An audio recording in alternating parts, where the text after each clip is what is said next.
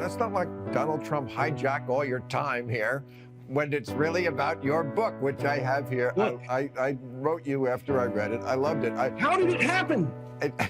How did 9 years of conversation and friendship turn into 3 years of insane work and something so what I think is beautiful? And I can say that because I'm only responsible for half of it. Well, and it really, it's just an incredible gift. I don't know what else.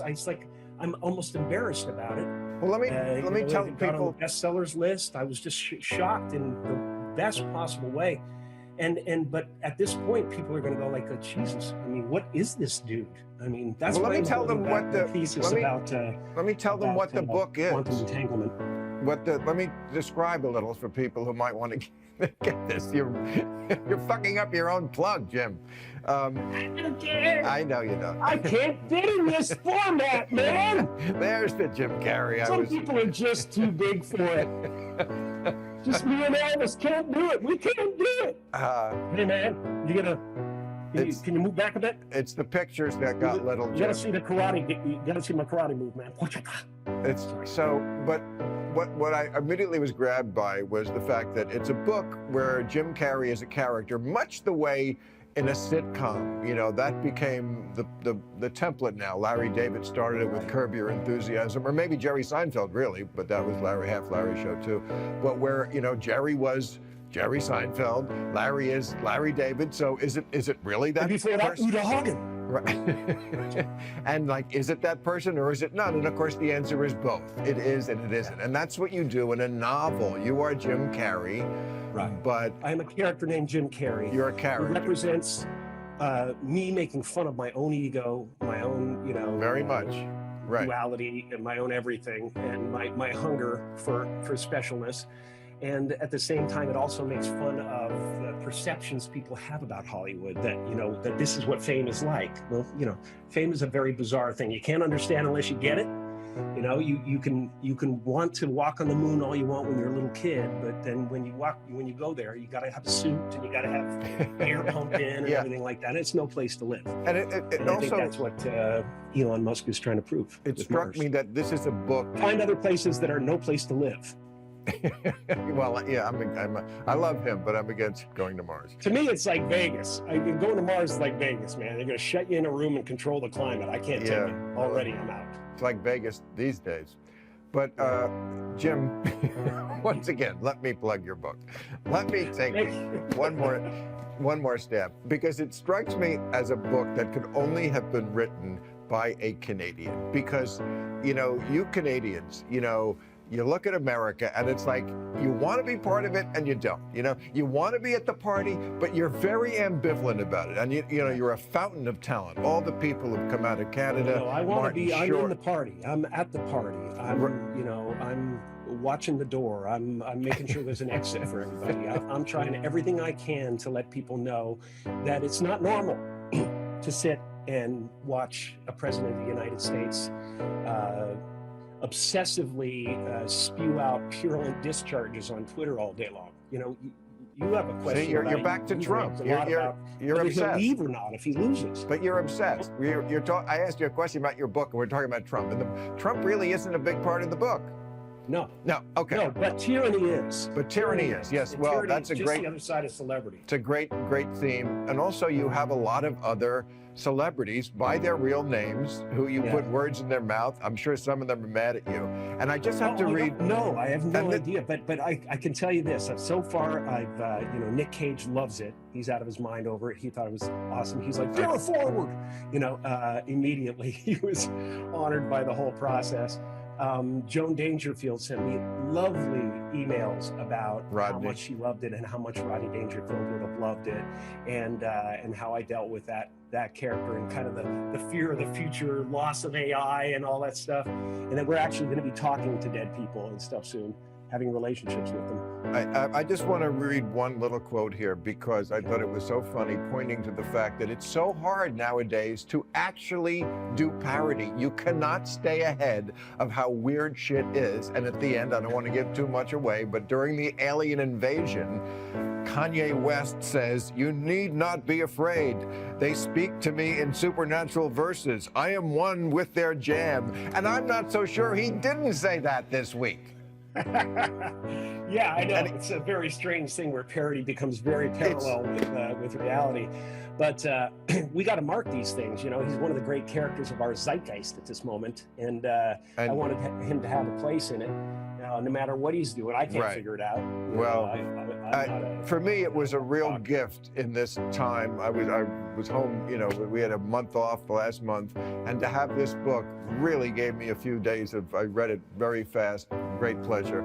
I recommend it. It's so great, man. Love to see nice you. To hear that from you. I admire you so much and your opinions. I'll finish your thought. I love that, and all right. I'm just very, very lucky. Yeah, we both are. All right, let's hope we have luck in person soon, and I will see you soon, Jim Carrey. Absolutely. All right. So great to see you, Bill. Thank you. News this hour on a new review by the Inspector General for the U.S. Postal Service of controversial changes ordered by the Postmaster General that have effectively slowed down mail service by eliminating worker hours as well as hundreds of sorting machines. According to a spokeswoman for the Inspector General and an aide to Senator Elizabeth Warren, one of the senators who requested a review, the Inspector General is also reviewing potential ethics complaints against Louis DeJoy, an ally and donor of President Trump. This news comes a day after President Trump appeared to come out and confirm his critics' suspicions that he was holding up a coronavirus stimulus deal over money to help the Postal Service. Now, they need that money in order to have the post office work so it can take all of these millions and millions of ballots. Now, in the meantime, they aren't getting there. By the way, those are just 2 items. But if they don't get those 2 items, that means you can't have universal mail-in voting because they're not equipped to have it. Well, later in a news conference at the White House, the president chose slightly different words, basically implying that it was the Democrats who were holding up the deal, but the point was the same. If the post office, if they're not going to approve a bill, and the post office therefore won't have the money, and if they're not going to approve a big bill, a bigger bill, and they're not going to have the $3.5 billion for the universal mail-in votes, how can you have those votes? What would mean is the people will have to go to the polls and vote. Well, the comments, of course, come after the president has spent months attacking vote-by-mail efforts as susceptible to fraud, despite there being no evidence, and despite the president's own intelligence officials in charge of election security testifying 2 weeks ago that massive vote-by-mail fraud is not something they're worried about. What there is evidence of is a slowdown in mail less than 3 months before an election, one that's going to be conducted primarily by mail in at least 9 states, in part because of concerns about the coronavirus. A memo sent by the Postmaster General to workers this week and obtained by CNN confirms as much about the slowdown. Quote, "Unfortunately, this transformative initiative has had unintended consequences that impacted our overall service levels," said the Postmaster General. Furthermore, in letters obtained by CNN and sent to at least 14 states, which the Washington Post says occurred at the end of July, the Postal Service tells state election officials that these lags in delivery may mean some ballots will not reach election offices in time to be counted. Perhaps the most interesting fact about all this, however, is just what, if anything, the president is telling the Postmaster General. The president told the press on Sunday that he hasn't spoken with the Postmaster General. Today, however, CNN has confirmed that 6 days before he said that, the president did, in fact, speak with him. When asked about the discrepancy, the White House said, quote, "It was a congratulatory meeting." A congratulatory meeting in August for a job he got in May. I want to start with the latest on that Inspector General review of the Postmaster General. Kristen Holmes helped break the story, joins us now. So tell us more about this investigation. How broad is this? Well, Anderson, here's what we know. This is all based on a letter from Senator Warren, as you mentioned, among others, that really had 6 bullet points. And we are told by a source that the Inspector General is reviewing all 6 of these. Now, the first 5 are pretty much the same bulk topic here. They are about those changes you mentioned, these changes that are sounding alarms across the country because of the delay in mail, because of the upcoming election.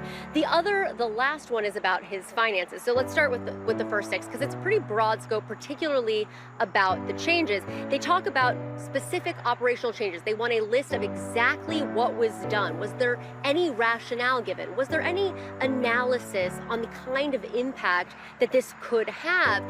what do the delays actually look like? Remember, at this point, we are hearing from Postal Service workers. We are seeing the mail piled up, but they want to know specifics of what these delays actually look like. And of course, the big question that all of us have, which is this going to impact the 2020 election? And as we have heard from numerous sources, it's hard at this point to see it not impacting the election. You're talking about millions of Americans voting, some of them for the first time by mail-in ballot, at a time that there is this huge change in the post office.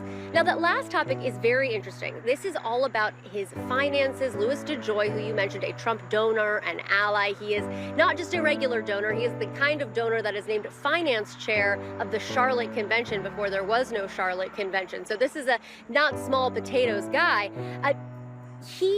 We obtained his documents, his financial documents. We went through them, and this is what this review is about. And we found from ethical experts, they said that there might be some concern here. He had not divested millions in stock from his former company, which is now a current contractor with the United States Postal Service. And on top of that, we know that he has stock options in Amazon, which is a huge Postal Service customer. Anderson? The vote by mail begins in just a few weeks in states like North Carolina. I mean, is this a full-on investigation? Is the Inspector General just, looking? I mean, what would one actually characterize this as? Just kind of looking into it to see if it warrants further investigation?